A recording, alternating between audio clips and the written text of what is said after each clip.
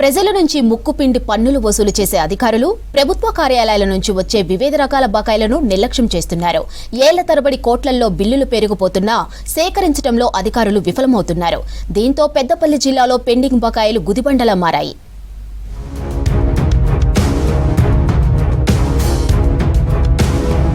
పెద్దపల్లి జిల్లాలో కరెంట్, వాహన ట్యాక్స్ బకాయిలు భారీగా పేరుకుపోతున్నాయి.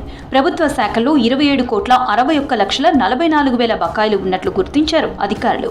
అత్యధికంగా గ్రామ పంచాయతీలకు సంబంధించి 16,03,97,000, మున్సిపాలిటీలకు సంబంధించి 3,54,76,000 రూపాయల బకాయిలు ఉన్నాయి. వెహికల్స్ ట్యాక్స్ కూడా భారీగా పెండింగ్ ఉంది. 3,016 వాహనాలకు పన్ను చెల్లించడం లేదని తెలిపారు అధికారులు.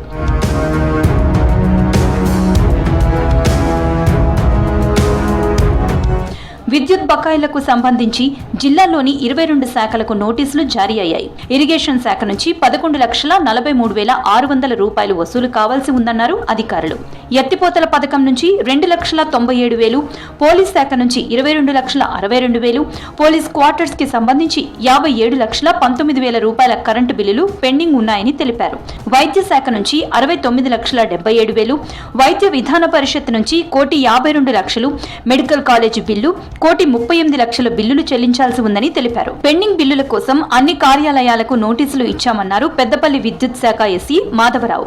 గ్రామ పంచాయతీ, మున్సిపాలిటీల్లో పెండింగ్ ఉన్న కరెంటు బిల్లులు చెల్లించి విద్యుత్ సంస్థకు సహకరించాలని కోరారు. గవర్నమెంట్ పరంగా బకాయిలు చాలా ఉన్నాయి. ఇందులో మేజర్గా 22 డిపార్ట్మెంట్ల నుండి మాకు 26,69,00,000 రూపాయలు రావాల్సింది. మేము అన్ని డిపార్ట్మెంట్లకు బిల్లులు చెల్లించాలని వారికి నోటీస్ ఇవ్వడం జరిగింది. వారు రెస్పాన్స్ కాకపోతే ఫ్యూచర్లో పవర్ కూడా డిస్కనెక్షన్ చేసే ఛాన్సెస్ ఉంది. పోలీస్ స్టేషన్స్ రెగ్యులర్గా అంటే 2-3 months ఒకసారి పేమెంట్ వస్తుంది. కానీ పోలీస్ క్వార్టర్స్ కూడా ఎవరైతే ఉన్నాయో అవి 56 లక్షల బకాయిలు ఉన్నాయి మనకు. మేము ఆల్రెడీ కమిషనర్ గారి దృష్టికి తీసుకెళ్ళాము. బిఫోర్ వాళ్ళు ట్రాన్స్ఫర్ అయ్యేటప్పుడు ఈ క్లియరెన్స్ సర్టిఫికేట్ తీసుకుంటేనే వారికి ఇవ్వాలి, ఎల్పిసి లాంటిది ఉంటుంది, అది ఇవ్వాలని చెప్పి రిక్వెస్ట్ చేయడం జరిగింది.